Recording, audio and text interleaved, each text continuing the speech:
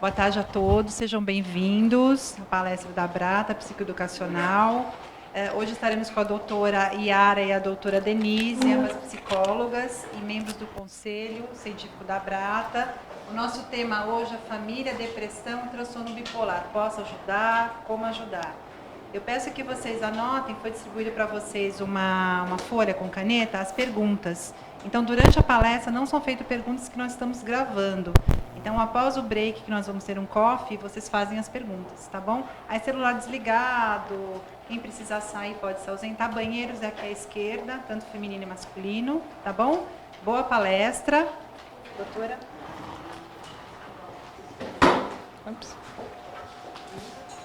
Oi, eu sou Yara, eu sou psicóloga, membro do Conselho da Abrata já faz 2 anos.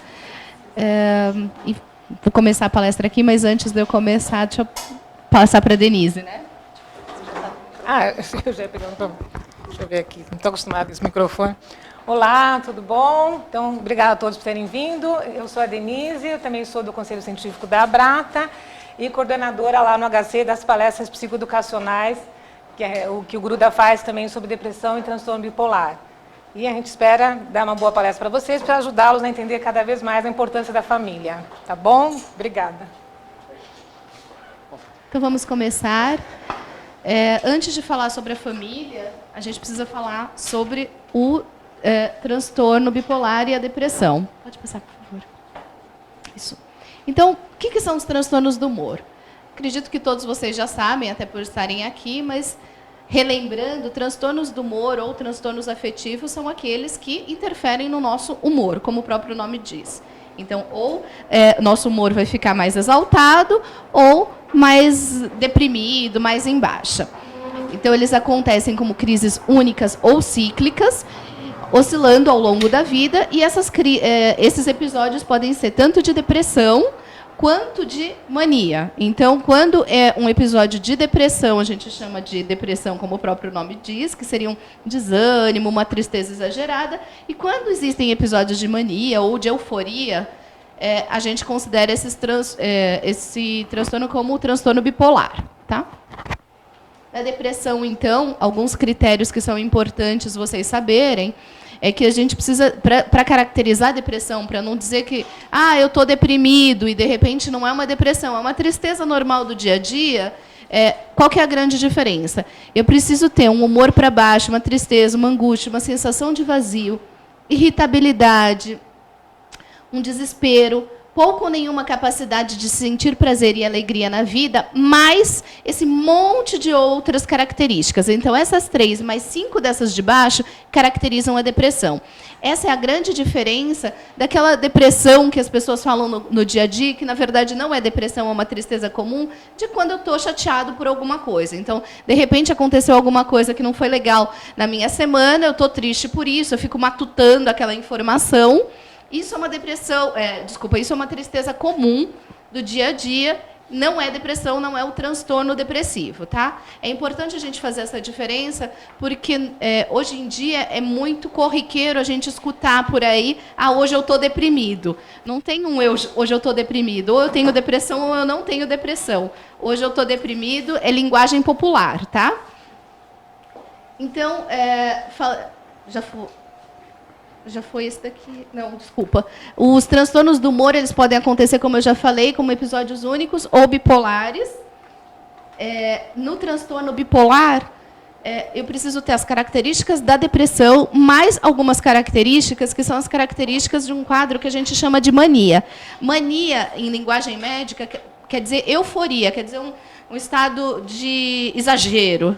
Né? Então, seria um humor para cima, uma exaltação, alegria exagerada, irritabilidade, tipo pavio curto, agitação, inquietação, aumento de energia, de produtividade, estou achando que eu estou podendo hoje, pensamentos acelerados, vem tudo na cabeça ao mesmo tempo, muito rápido, tagarelice, achar que possui algum dom ou algum poder especial e um otimismo exagerado. Eu estou vendo que tem gente fotografando. Se for pela palestra, ela vai ficar gravada e está disponível para vocês, tá bom?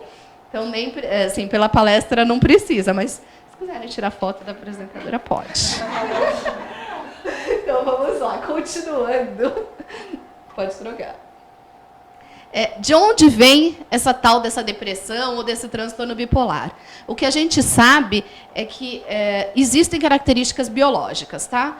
Então, assim, não vem do nada, existem características que são físicas, que são biológicas, que são herdadas, mas a gente sabe também que o que faz com que essas características apareçam é um desencadeante ambiental. Então, dependendo do que acontece no meu dia a dia, se eu tiver a predisposição, essas características, pode ser que o gatilho, né, vem e aí eu vou ter algum desses transtornos, dependendo do que a minha genética disser para mim. Então, como é que funciona? Eu brinco com os meus clientes de consultório que é assim, é que nem um desenho animado, daqueles que você vê uma porta gigante e você tem uma chave na mão.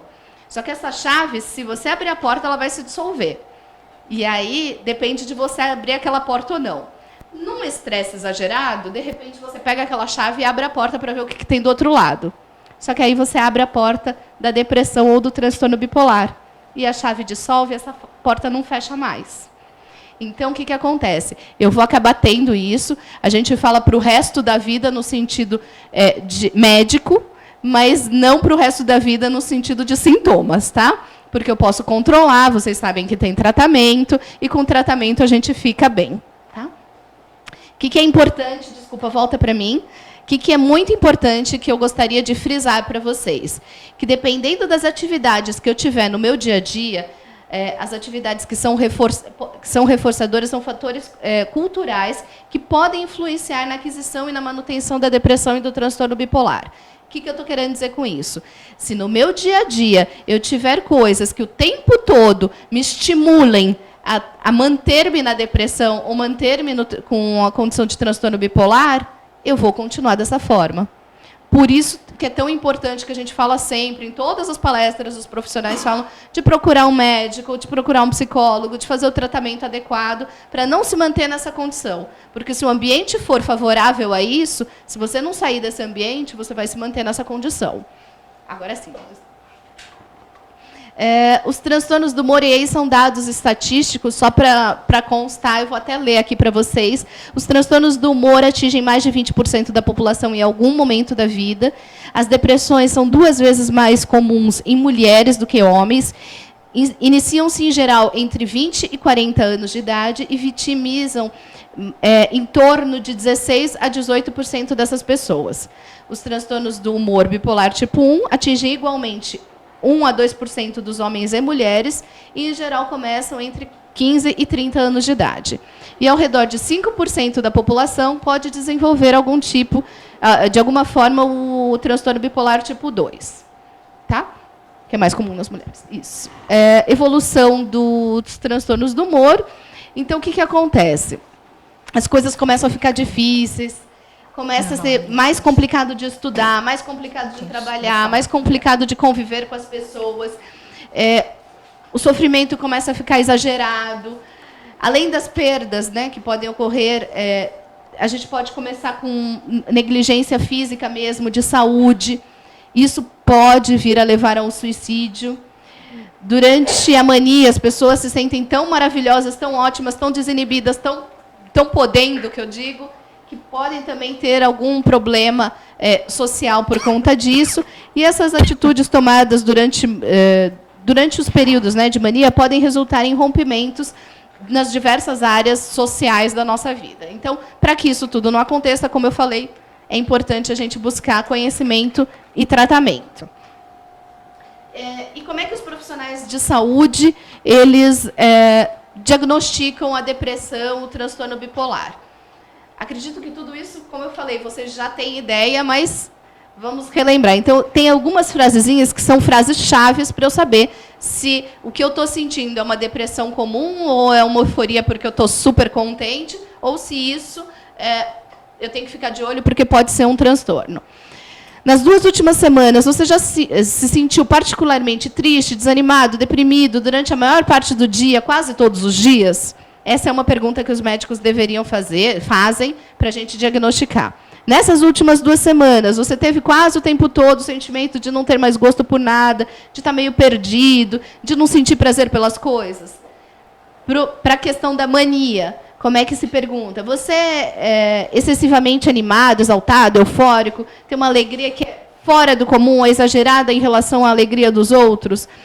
Você é aquele tipo de pavio curto, extremamente irritado, impaciente? Tem ideias grandiosas, se sente superpoderoso? Tem gastos excessivos, com consequências graves para você ou para a sua família? Se você estiver respondendo sim a alguns desses itens, tem que ficar com a antena ligada.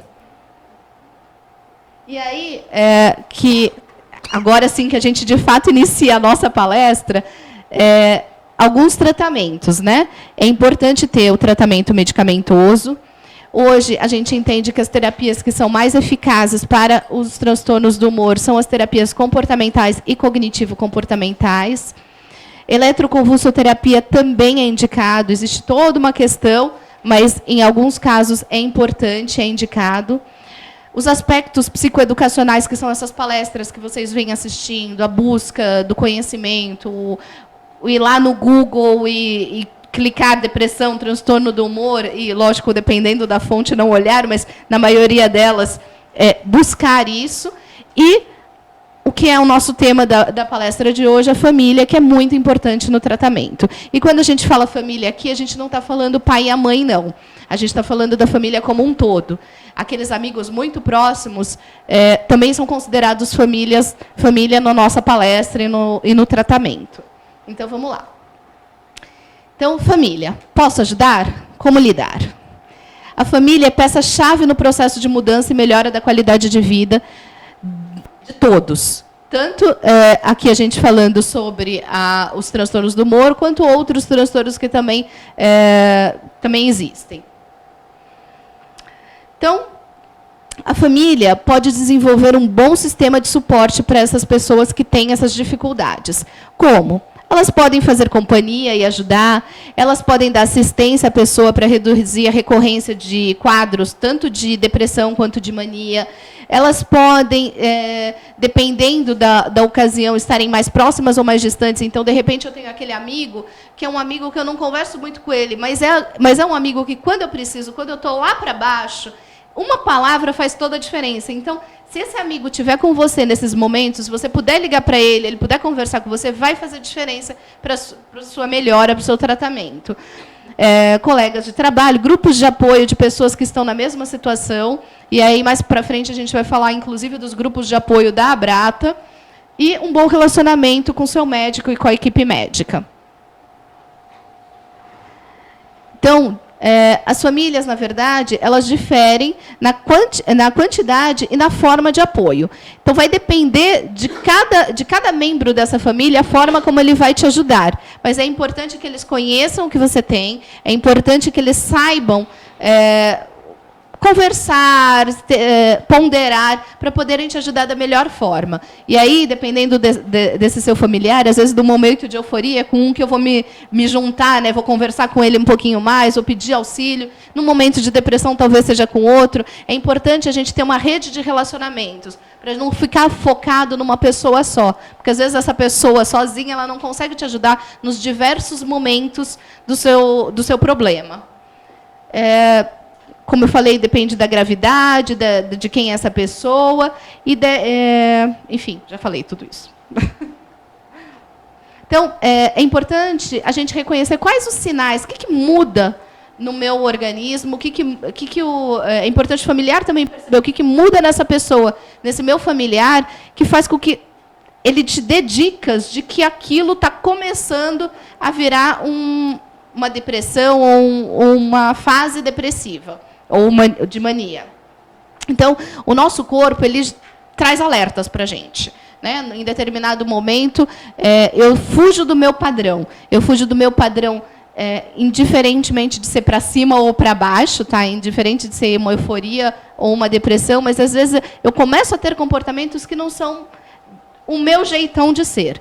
Então, o meu jeitão de ser é todo dia ir dormir, de repente, às 10 horas da noite. E, ultimamente, tenho dormido às 11, à meia-noite, à 1, e isso já tem durado 2 semanas. Então, é importante você, e se não for você, um familiar seu, observar isso. Olha, isso não quer dizer depressão, não quer dizer mania, mas está fugindo do padrão. Então, deixa eu ver, se tiver mais coisas fugindo do padrão, provavelmente pode ser que esteja iniciando-se um episódio.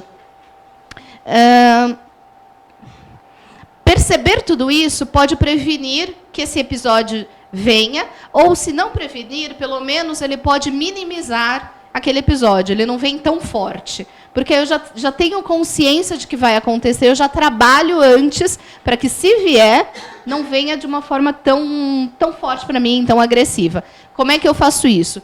E aí, nesse caso, se eu estou no começo do meu tratamento, principalmente conversar com o seu terapeuta. Se já é uma fase mais avançada do tratamento e você já conhece o que deve fazer, provavelmente porque você já conversou com o seu médico, com o seu terapeuta, tentar já usar desses artifícios para que não venha dessa forma o episódio. Próximo. E agora a gente vai falar de um caso clínico para elucidar tudo isso que eu acabei de falar e contar um pouquinho de como é que a família, de fato, pode intervir tanto positivamente quanto negativamente na melhora, no tratamento desses transtornos. Bom, eu vou entrar, então, agora com um caso clínico para mostrar para vocês... Está funcionando? Porque parece que... para mostrar para vocês, realmente, como vocês mesmos podem colaborar no tratamento, tá? Então, acho que nada mais do que um caso para vocês perceberem como que é em casa e como cada um pode colaborar. Então, olha, Fátima, uma médica de 32 anos, esse é um caso verídico, tá? Descobriu que era portadora do transtorno bipolar aos 28 anos. Até para mostrar para vocês, qualquer pessoa pode ter transtorno bipolar, inclusive também um médico. Após consulta com um psiquiatra. Começou o tratamento e depois de 3 anos, seu quadro já estava estável. Foi somente então que pôde entender alguns dos problemas que havia enfrentado em sua vida. Seus pais sempre a consideraram rebelde. Por várias vezes apanhou do pai por ter passado a noite fora de casa ou por ter desrespeitado algumas regras importantes para a família. Numa dessas brigas, aos 21 anos, saiu de casa e passou a sustentar-se com o salário que ganhava em trabalhos informais. Seu padrão de vida piorou muito. Seu rendimento na faculdade foi prejudicado e precisou parar de estudar por 1 ano para tentar colocar a vida no eixo. Pode virar? Hoje, Fátima reconhece que os comportamentos que tinha e que geraram tantas repreensões e surras eram sintomas de episódios de euforia. Não tem aquela canetinha, né? É um sintoma de episódios de euforia. Como sua família não conhecia a doença, acreditava que Fátima era irresponsável e rebelde e que seu objetivo era desafiar o pai. Nunca conversaram sobre isso, pelo contrário. Então, a gente vê aqui a questão da comunicação, né? Nunca conversaram sobre isso, pelo contrário. As tentativas de falar a respeito de seus problemas eram sempre seguidas de grandes brigas, ofensas e agressões. Com o conhecimento que adquiriu ao longo dos últimos anos, Fátima também pôde reconhecer no pai o transtorno bipolar. Suas explosões de raiva, que o faziam agredi-la fisicamente, eram frequentemente seguidas por fases que ele se isolava, não saía do quarto e bebia. Pode virar? Fátima acreditava que ela havia feito seu pai ficar triste e magoado pelas coisas que fazia, o que a deixava ainda pior. O mesmo ocorria com o pai. Apesar de Fátima estar atualmente adequadamente tratada, estável, e estar procurando ajudar seu pai a aceitar o tratamento, as sequelas emocionais poderiam ter sido evitadas se a doença tivesse sido identificada antes e a família tivesse recebido a orientação necessária. Pode virar? Então, o que acontece? O ambiente familiar tem uma participação importante na manutenção da estabilidade do paciente. Por isso, a gente sempre pede muito que os familiares colaborem no tratamento. Pode virar? O que acontece muito nas famílias bipolares é o que a gente chama de emoção expressa. Então, famílias de bipolares tendem a ter um padrão de comunicação característico, conhecido como emoção expressa. Então, o que é? Ou fazem muitas críticas. Então, por exemplo, expressões de descontentamento, aborrecimento, acompanhadas por um tom negativo. Então, qualquer coisa que a pessoa faça, elas ficam criticando, né? E, em geral, elas também criticam a própria família, né? São famílias extremamente críticas o tempo todo.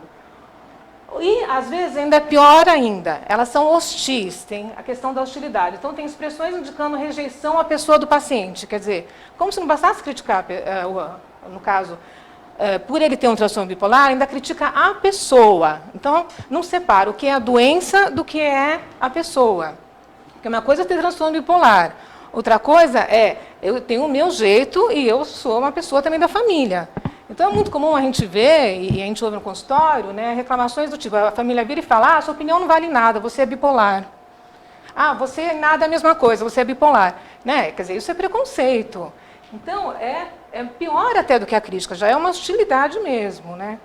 Mas também acontece que tem outras famílias que acabam, sem querer, fazendo o contrário. Tem um superenvolvimento emocional. E aí elas são extremamente superprotetoras, com preocupações excessivas e atitudes de muito sacrifício e renúncia em favor do paciente. Então, já é o contrário, elas querem colocar o paciente no colo. Então, não deixam ele fazer nada, acham que, não, ele não vai saber fazer, ele vai ter dificuldade, deixa que eu faço, pode deixar que eu resolvo.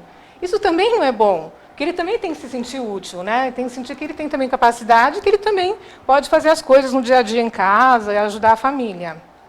Então, nem ser crítico demais é bom, e nem também ser superprotetor demais é bom. O ideal realmente é o meio termo. Né? Então, isso significa que essas famílias expressam suas emoções de maneira muito intensa. Por isso que a gente fala emoção expressa. Algumas vezes até explosiva. Fazem muitas críticas e raramente, isso também é muito importante, têm paciência para ouvir os demais membros da família. Né? Dessas famílias, no geral, é difícil um ouvir o outro com paciência. Pode mudar? Então, é o que a gente chama de estresse no ambiente familiar. O que acontece? Quando a gente tem um estresse no ambiente familiar, tem conflitos constantes, né? Normalmente as famílias têm muitas separações, padrão de comunicação, em geral, totalmente inadequado. E isso é um fator de risco para o desencadeamento de uma fase maníaca ou depressiva, né? Como a doutora Yara explicou bem sobre as fases e o que é a depressão e transtorno bipolar. Pode mudar? Então, a importância da boa comunicação. Então, vou dar um exemplo para vocês da importância da boa comunicação e como muitas vezes, sem querer, isso acontece na família e as pessoas não percebem. Pode mudar? Fátima, né? Então, um exemplo de um diálogo da Fátima com o pai dela. Fátima, pai, estava pensando em viajar nas férias para a praia. Você me ajudaria com o dinheiro da passagem? Pai, sem olhar para ela. De novo? Você só sabe pedir dinheiro? Pode mudar? Indo, né? Fátima, há anos não peço nada para você. Por que quer sempre me humilhar? Não quero mais seu dinheiro nem ir para a praia, já gritando. Engula essa porcaria de dinheiro. Pronto, ficou louca outra vez. Olha aqui o estigma e preconceito, né? Ficou louca outra vez. Grita mais alto, quem sabe os vizinhos escutam. Você não tem jeito mesmo, nunca vai ser nada na vida. Só sabe gastar meu dinheiro, sua perua preguiçosa. Então, você já vem que já vai para a crítica, já vai para a hostilidade. Eu sou a louca? Posso até, tá bom, posso até ser, mas pelo menos me trato. Você é mais louco que eu e nem se trata. Eu louco? Isso que não. Se eu fosse louco, não sustentava todos vocês. Preguiçosos e incompetentes. E saiu batendo a porta. Né? Então, vocês veem a questão mesmo da comunicação, como muitas vezes começa com uma coisinha de nada e vai embora. Né? Pode mudar? Então, o que acontece? A instabilidade emocional é um padrão de comunicação existente na família, muito comum, né, com pacientes bipolares, e aí acontece isso, né? São muitas críticas, pouca paciência e irritabilidade, o que realmente prejudica muito a comunicação. Então, o que vocês podem fazer, né, o que a própria família pode fazer para ajudar a melhorar a comunicação? Aprendam a tolerar mais a instabilidade emocional um dos outros. Lembre-se que explosões de raiva ou impaciência podem ser sintomas da doença. E não ajuda em nada a reagir a isso na mesma medida. Quer dizer, se a pessoa sobe o tom, eu também for subir o tom e começar a discussão, isso não vai ajudar em nada. Saibam ouvir. Olhe para a pessoa que está falando com você, preste atenção ao que ela diz e esclareça o que não tenha ficado claro. Mostre que está atento, interessado no que ela tem a dizer, seja o que for. Então, deixa a pessoa falar. Depois, quando estiver mais calmo, aí sim vocês vão colocar o que vocês pensam, mas deixa a pessoa falar. Pode continuar? Controlem suas explosões. Se perceber que está a ponto de explodir, né, com aquele exemplo que eu dei da Fátima e do pai, se perceber que está a ponto de explodir, saia de perto, dê uma volta, lave o rosto, procure acalmar-se. Explosões emocionais geralmente nos deixam cegos ao que realmente sentimos e pensamos, né? Que é aquilo que eu falei da questão da emoção expressa. Então, o que mais? Qual é uma ajuda prática, por exemplo? Como é que eu posso ajudar? Se a pessoa precisar de carona para ir ao médico, né? Às vezes a pessoa precisa ir no médico, não quis pedir, não quis incomodar a família, mas ela não tem como ir, então a pessoa pode se oferecer. Ajudar a cuidar da casa dos filhos, né? Muitas vezes a pessoa tem filhos, tem familiares, tem uma dificuldade, então a família pode ajudar, ou um amigo mesmo também pode ajudar. Informações e sugestões, discutir com a pessoa sobre os seus recursos, como é que ela está, como ela está se sentindo, ou sobre informações a respeito da doença, né? Então, quando vocês pegam informações aqui na Brata, podem levar para o familiar, isso já ajuda. Companheirismo. Conversar e fazer coisas que são interessantes e divertidas para a pessoa. Ver realmente o que aquela pessoa quer fazer, ou o que ela tem condições de fazer, né? Que às vezes ela consegue fazer mais coisas, às vezes ela não consegue, ela não está muito bem, pode mudar. Apoio emocional. Dizer à pessoa que ela é importante e que acredita na sua capacidade de lidar com a doença e de ter uma boa vida. Então é importante isso, mostrar que você gosta da pessoa, né? Independente da situação bipolar, mostrar mesmo que não, eu entendo, é uma doença, você está numa fase, vai passar. E também um apoio não verbal, estar disponível para ouvir, monitorar os sintomas, ajudar a pessoa a ver o que ela está tendo, ou fazer um gesto encorajador, podem ser formas de dar apoio. Nem sempre é necessário falar para se dar apoio. Então, às vezes a pessoa não está muito bem, ela só quer conversar com vocês, ou mesmo ela só quer um carinho, né? Às vezes você está do lado, dando um carinho, mostrando que você está dando apoio, já ajuda bastante. Pode mudar. Então, além de apoiá-la no tratamento, agora mais específico para as pessoas com depressão, tá? Então, além de apoiá-la no tratamento, dizer que ela é importante e que se preocupa com ela. Muitas vezes, sem querer, a família esquece disso, né? Aquelas discussões nas brigas. Então, sempre mostrar que aquela pessoa faz parte da família e também ela é importante para a família. Pode continuar? Não obriga a pessoa a falar ou acordar para a vida. Quando uma pessoa está deprimida, ela pode não ser capaz de dizer o que sente ou qual tipo de ajuda precisa. Então, às vezes é difícil os familiares entenderem. Quando a pessoa está muito deprimida, ela não consegue, não é que ela não quer, ela não consegue. Então tem que dar tempo ao tempo, entender como ela está e ajudando ela no tempo dela. Pode mudar? Considere, então, o risco também, importante isso, o risco de suicídio. Embora nem todas as pessoas com transtorno bipolar sejam suicidas, a depressão é um momento de elevado risco de suicídio. Então, tanto na depressão como na transtorno bipolar, infelizmente isso acontece. É para levar a sério quando a pessoa fala da questão do suicídio, que a pessoa realmente quer se matar, que ela não tem mais vontade de viver. Isso é muito importante, ouvir a pessoa. Às vezes, naquele momento, ela está com ideias erradas, ela não está bem. A família ajudando, ouvindo, entendendo, mostrando que não é bem assim, que ela está vendo as coisas de um jeito muito negativo, que as coisas vão melhorar, que ela pode ficar melhor, já ajuda muito. O que acontece, infelizmente, é que muitas vezes a família não leva a sério e quando vai ver, foi tarde demais. Então, isso é muito importante, a família ajudar e realmente procurar ajudar o paciente. Percebeu isso? Avisa imediatamente o terapeuta, ou avisa imediatamente também o psiquiatra, né? Todo mundo colaborar para que não aconteça uma tragédia. Pode mudar? Encoraje, então, a alcançar pequenos objetivos. Não tente obrigar a pessoa a fazer algo que ela ache muito enervante. Então, pequenas coisinhas, aquilo que eu falei, que às vezes ela não consegue mais. Não tente assumir o controle todo o tempo. Se verificar que a pessoa está fazendo as coisas de modo muito devagar, não se sobreponha, nem faça tudo por ela. Então, também, às vezes a pessoa até consegue fazer, mas ela está num ritmo que a gente chama, um ritmo lento, né? Slow motion. Mas é um ritmo que ela consegue. Aí o familiar, às vezes, né, mais agitado, mais perfeccionista, gosta de tudo certinho, direitinho, não, deixa que eu faço. Não é para falar, deixa que eu faço, né? Quer dizer, entenda que aquela pessoa, para ela é importante fazer. Ela está fazendo no ritmo dela, não importa. O importante é, ela está ajudando em casa, ela está lavando louça, enfim, ela está conseguindo fazer as coisas. É isso que importa, né? E não a velocidade que está fazendo, ou se está fazendo super bem feito ou não. O importante é que ela está com boa vontade e está fazendo. Pode ir. Então, encoraje uma rotina diária sempre que possível. Ter algo a fazer pela manhã, por exemplo, pode ajudar a pessoa deprimida a levantar-se na hora certa, né? Então, alguma atividade, alguma coisa que você vê que a pessoa quer fazer, e ela conseguir fazer de manhã, ótimo, já ajuda ela a ter mais ânimo o dia todo, né? Pode ir. Ajuda a pessoa a perceber as suas conquistas e experiências positivas. Então, se a pessoa está deprimida e a gente sabe que ela está pensando extremamente negativo e que para ela tudo, ela tem uma visão muito ruim das coisas, muito negativa, o que eu posso fazer? Se eu for mostrando para ela o lado positivo das coisas, já vai ajudar muito. Desde coisas simples mesmo, né? Que às vezes a pessoa não está vendo.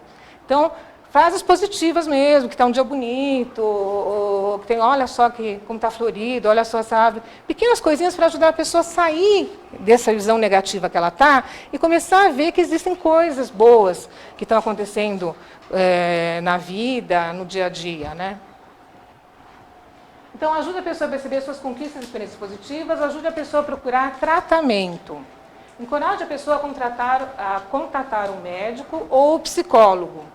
Em caso de maior gravidade, você mesmo deve buscar a ajuda da equipe médica. O que acontece?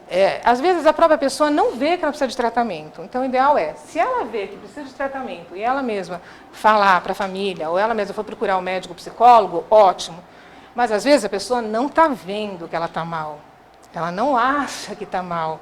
E aí é mais complicado, porque aí se ela está mal, é dever, sim, da família buscar uma ajuda de uma equipe médica. E às vezes a família fala, mas eu não posso obrigar, e onde já se viu, se a pessoa não quer ir, então eu não vou forçar. Não é isso, gente. Às vezes a pessoa não vê que ela está precisando de ajuda mesmo, principalmente se ela estiver em fase de mania, ela não vai ver. Então, no primeiro momento, talvez até ela não goste muito, fique meio brava, você querer levar no médico e tal.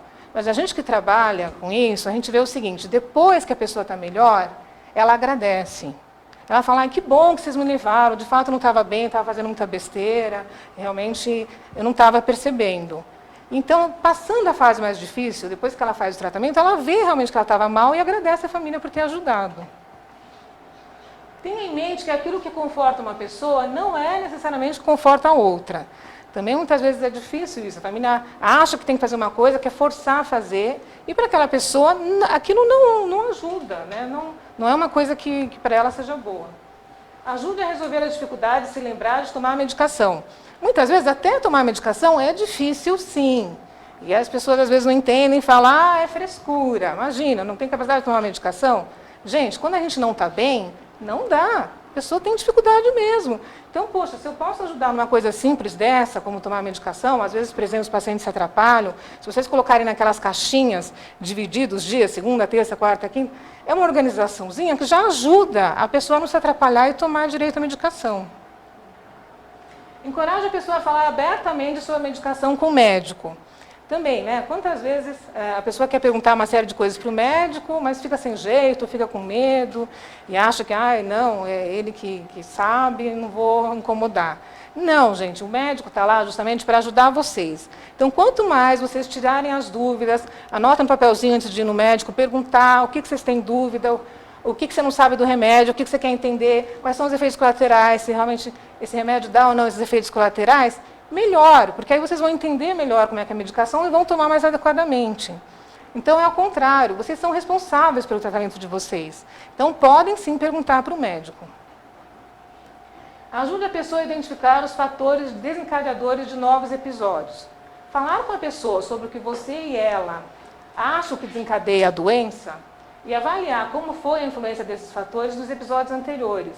Então, tem algum problema a falar sobre quais são os fatores desencadeadores de novos episódios? Não, é até bom, que vai ajudar a pessoa a perceber e vai ajudar vocês também. Depois até vou passar um exercício sobre isso. Estimule a pessoa a adotar um estilo de vida saudável. Quanto mais a gente tem um estilo de vida saudável, melhor. O que é um estilo de vida saudável? É bom para todo mundo, para quem tem depressão e transtorno bipolar, é mais importante ainda por causa da oscilação do humor. Dormir no horário adequado, né? Então, ter horário para dormir, ter horário para acordar, fazer atividades, principalmente esporte, né? Fazer atividades de lazer, atividades sociais. Tudo isso ajuda a ter uma melhor qualidade de vida. Ajudar a criar um ambiente calmo. Reduzir os desencadeadores que podem piorar os sintomas. Por exemplo, reduzir estímulos que pioram a mania ou hipomania.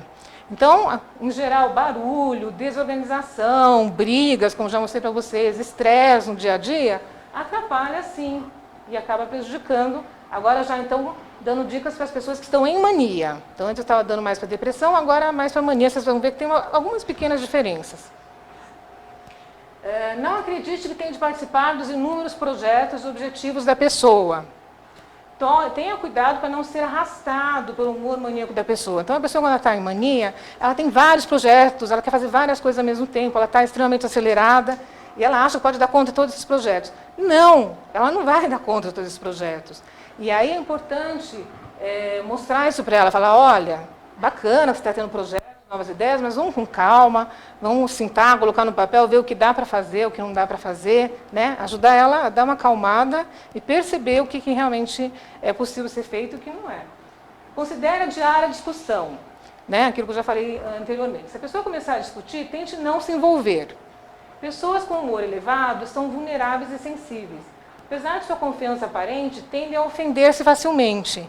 Então, quando a pessoa está assim, se você for começar uma discussão, a coisa vai chegar num nível absurdo e pode até acabar chegando também numa agressão física. Então, não vale a pena, nesse momento, discutir.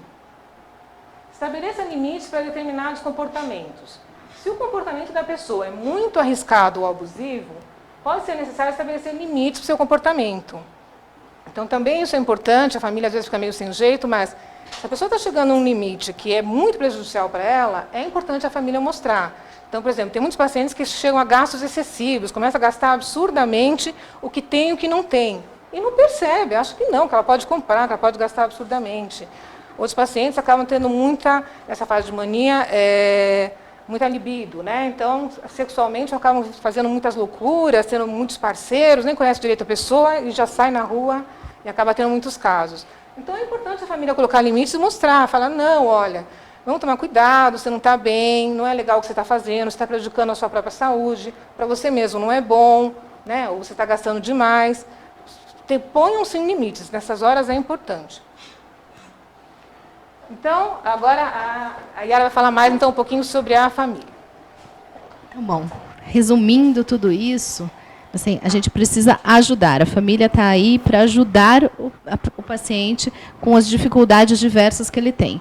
Então, não é somente a pessoa que convive com a doença, com a queixa, com o problema, que tem que se cuidar, mas sim a família como um todo, e a família tem que ajudar essa pessoa. Os familiares podem e devem ajudar no tratamento. Intervenção com a família e com outras pessoas envolvidas no dia a dia dessa pessoa é importante. E aí eu falo sempre, na terapia que a gente faz em consultório, a gente chama todo mundo para o atendimento. Então, é o paciente, é o pai, é a mãe, é o irmão, o filho, o marido, a esposa. E, às vezes, acontece até de ter que chamar outras pessoas que são relevantes para o dia a dia desse paciente.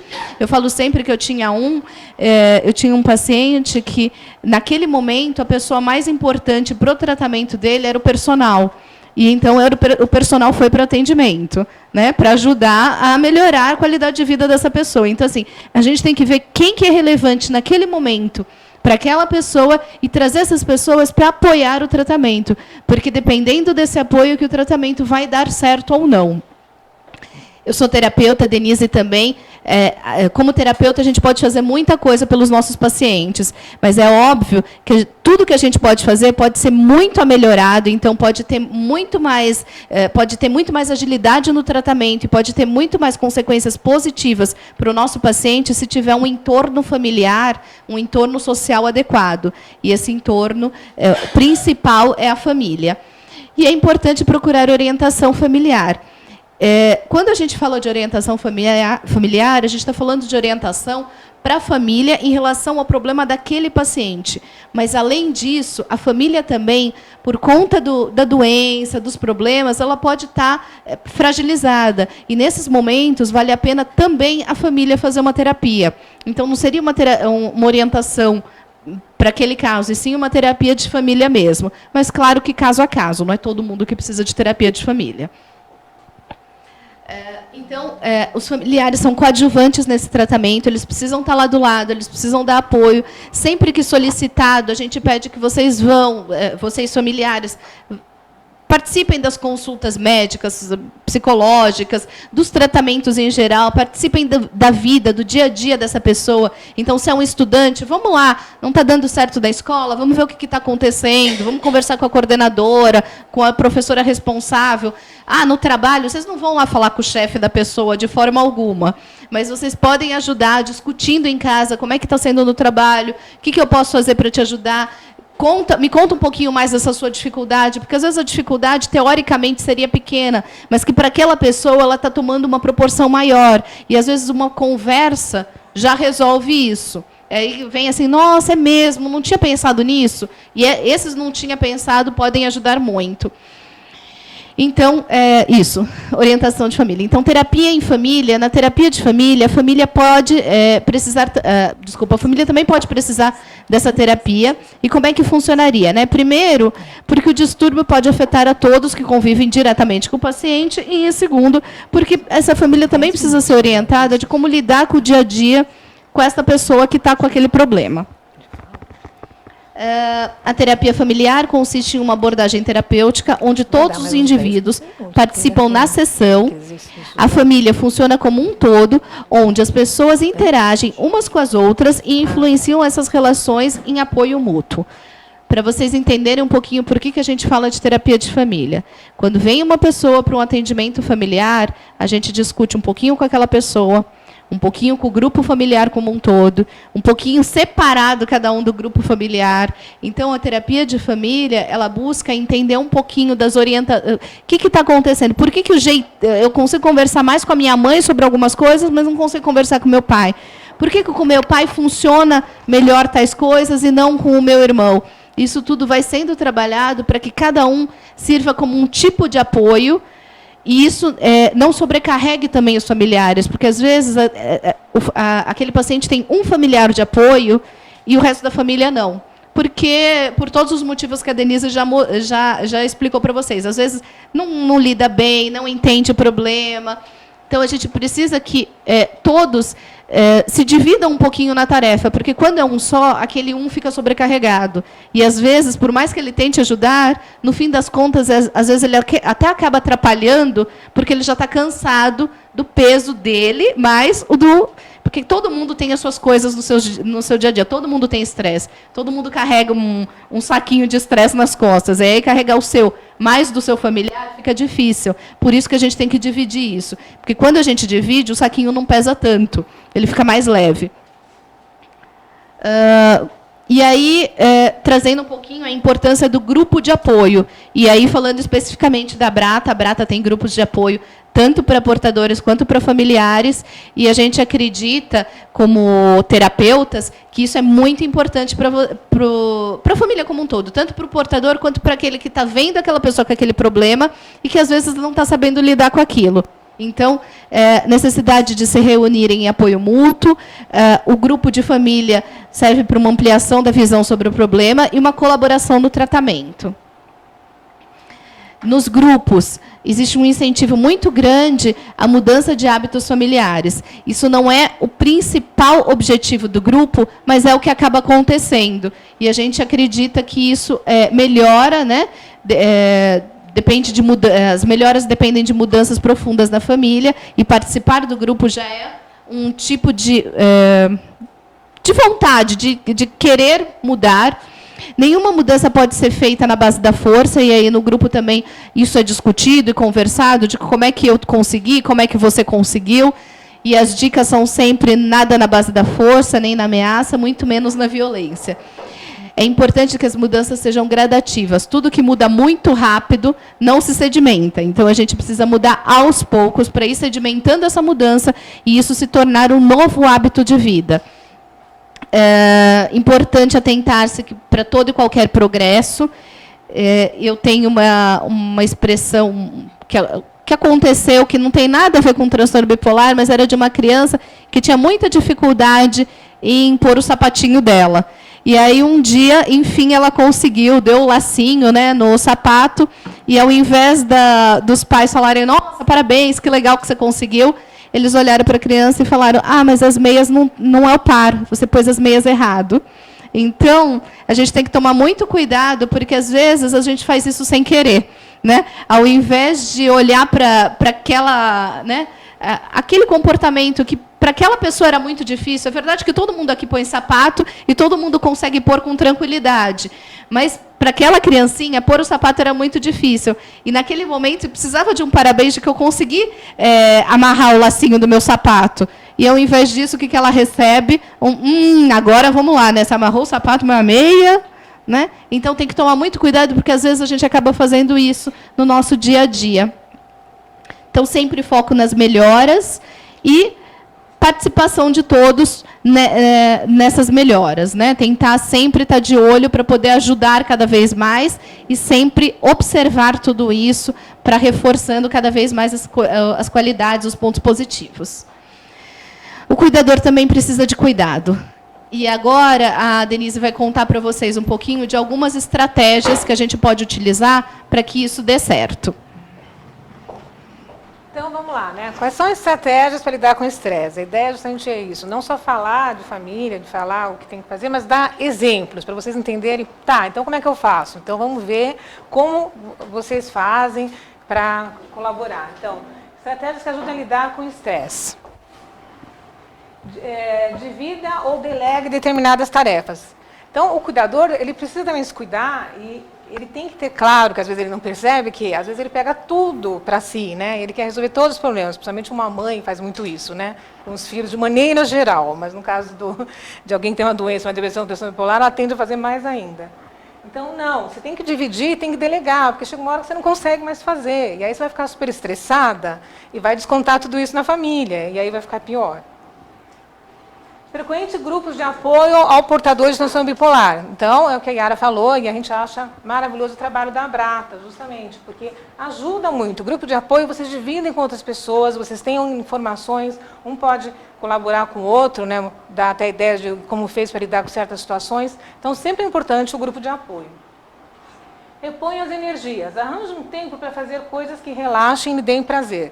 Isso parece o óbvio do óbvio, né? Só que as pessoas não fazem. Chega uma hora que a pessoa vai acumulando coisas que ela tem que cuidar, que ela tem que fazer, e ela não percebe isso, que ela está sobrecarregada e que se ela não pensar um pouquinho nela, relaxar, fizer um exercício, alguma atividade que ela gosta de fazer, chega uma hora que ela não vai aguentar mais. Desenvolva expectativas realistas. Então, é bem isso. O que eu posso realmente fazer, o que eu não posso, o que depende de mim, o que não depende de mim, o que depende do outro. Reconheça que você também tem necessidades. Então, eu não posso só cuidar o tempo todo do meu filho, cuidar o tempo todo da minha mãe que está doente, cuidar o tempo todo dos problemas financeiros da família. Eu tenho também que ver as minhas necessidades. Eu preciso estar bem para cuidar do outro. Isso é uma regra importante. Se você não estiver bem para cuidar do outro, você não vai conseguir cuidar do outro. Então, em primeiro lugar, eu tenho que estar bem para aí sim ajudar a outra pessoa. Então, exercícios. Como você e sua família podem colaborar no tratamento? Então, a Yara já colocou um pouquinho, faça uma lista pessoal de sinais de alerta de depressão mania. Né? Ela já falou o que são os sinais de alerta. Então, só recapitulando, são alterações no comportamento da pessoa, na forma como ela pensa ou sente, que são muito mais ligeiros do que os sintomas. Tá? Do que os sintomas reais, indicam que a pessoa pode estar a desenvolver um episódio bipolar. Então, ela não entrou no episódio, mas já são sinais. Né? E aí, o que acontece? Muitas pessoas, elas recebem sinais de aviso da doença. Fica bem fácil de perceber.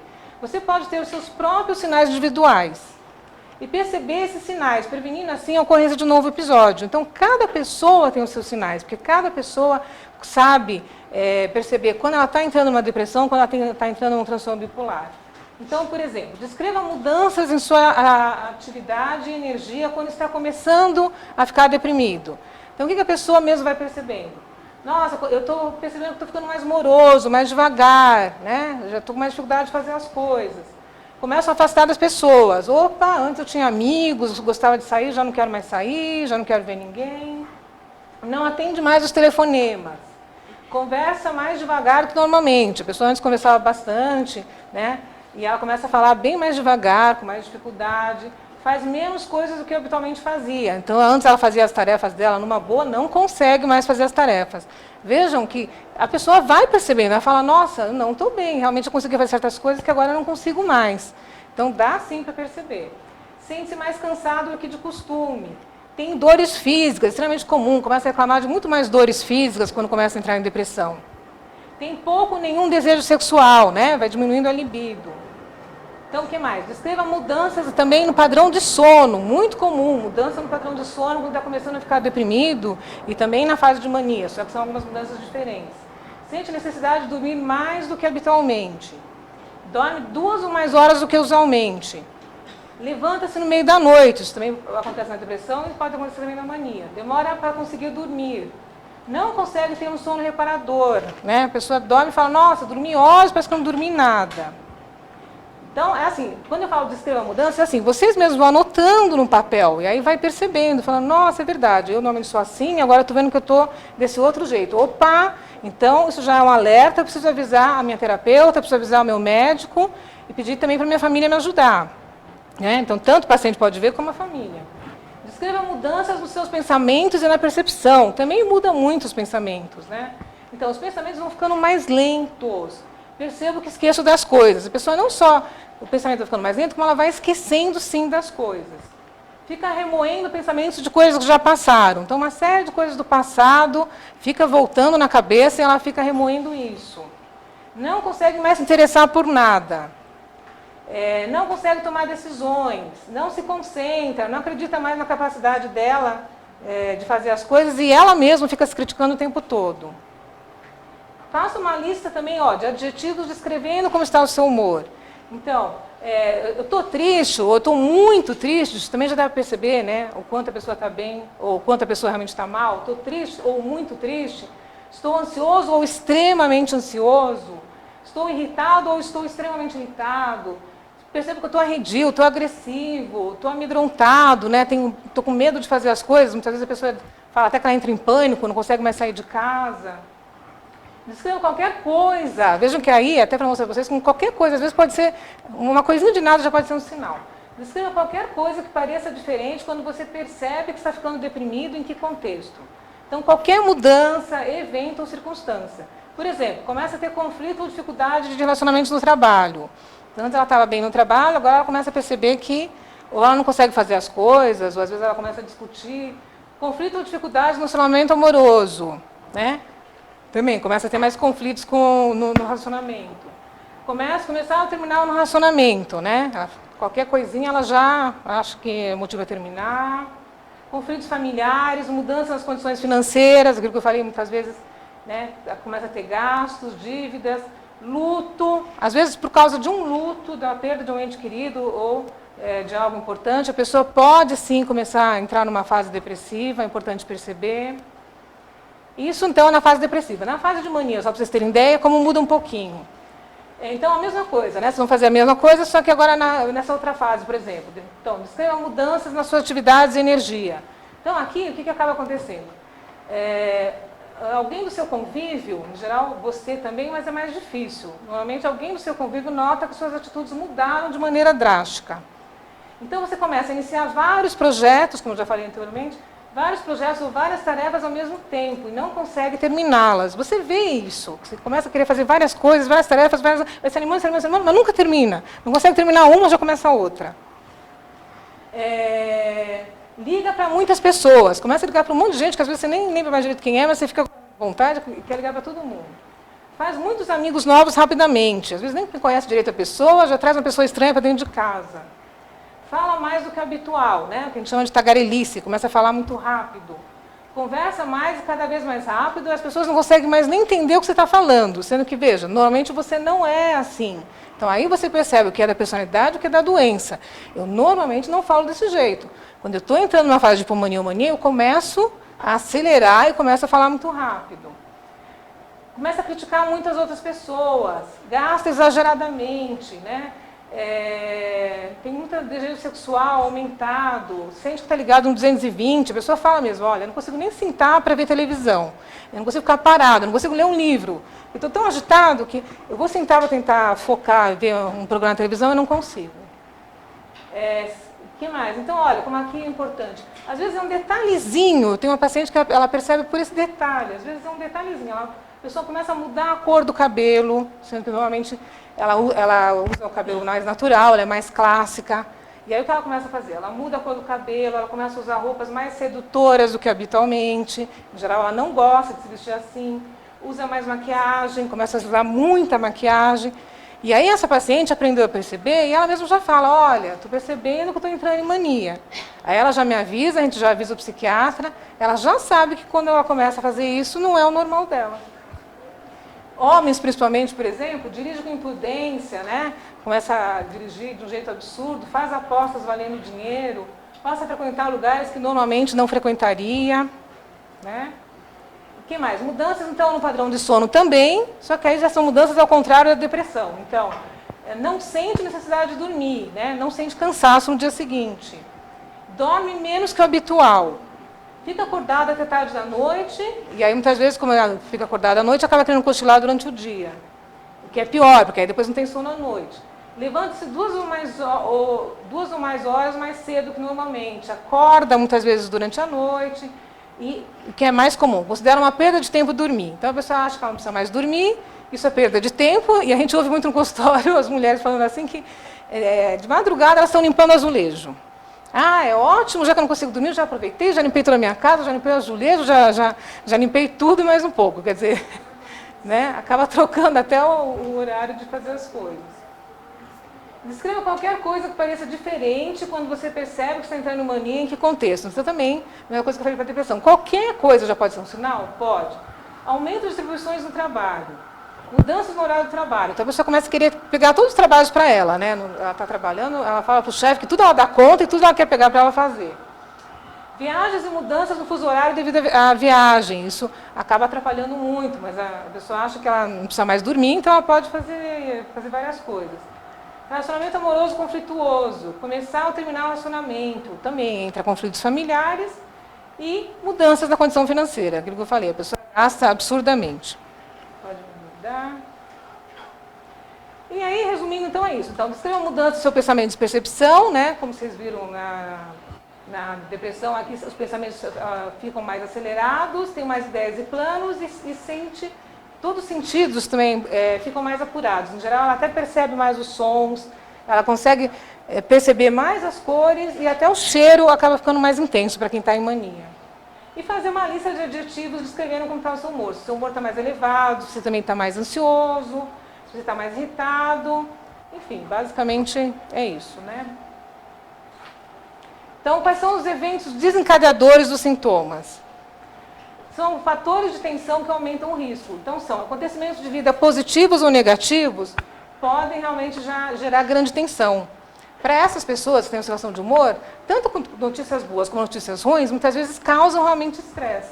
Então, o nascimento de um bebê, uma promoção, a perda do emprego, o fim de um relacionamento, a mudança de uma residência, muitas vezes já pode ser sinais de que, puxa, isso aí já está me deixando alterado, já estou percebendo que já estou ficando mais estressado por causa disso.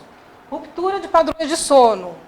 Então, em razão de fadigas causadas por viagem ou eventos sociais, que a pessoa muitas vezes muda toda a rotina dela, a redução no tempo de sono, a gente já sabe que para quem tem depressão e mania, pode contribuir para desenvolver sintomas maníacos ou hipomaníacos principalmente. E aumento no tempo de sono ou de descanso pode levar aos sintomas depressivos.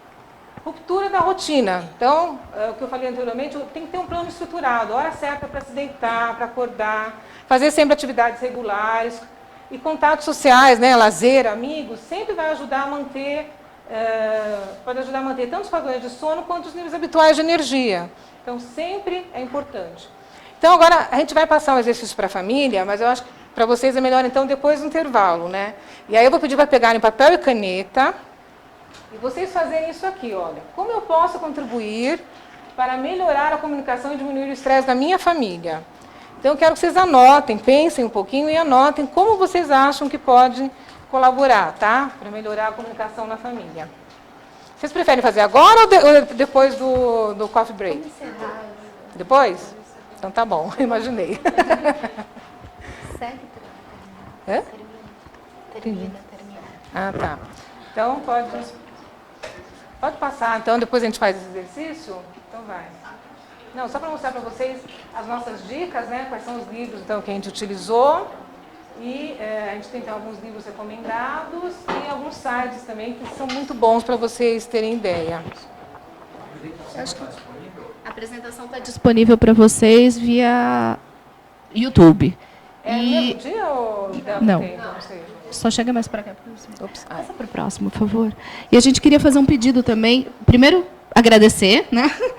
Eu sou a Yara, Denise, esses são os nossos contatos. E fazer um pedido para vocês, para quem puder, quem quiser colaborar, a gente deixou aqui as contas bancárias da Abrata. Então, quem quiser, o valor que quiser, quando quiser, quantas vezes quiser, né? Então, aqui do Banco Itaú e do Banco do Brasil, se vocês quiserem fazer depósito sem identificação, enfim, da forma que for melhor para vocês, tá? É isso. O importante é assim, como a Abrata é uma ONG, ela precisa realmente da ajuda de vocês para continuar podendo ajudar as pessoas. Então, mesmo um valor simples, que não seja muito, muito alto e não atrapalhe vocês, já ajuda a Abrata, né? Já que ela é uma organização sem fins lucrativos que ajuda familiares, amigos e portadores de quem tem transtorno bipolar. Tá bom? Obrigada.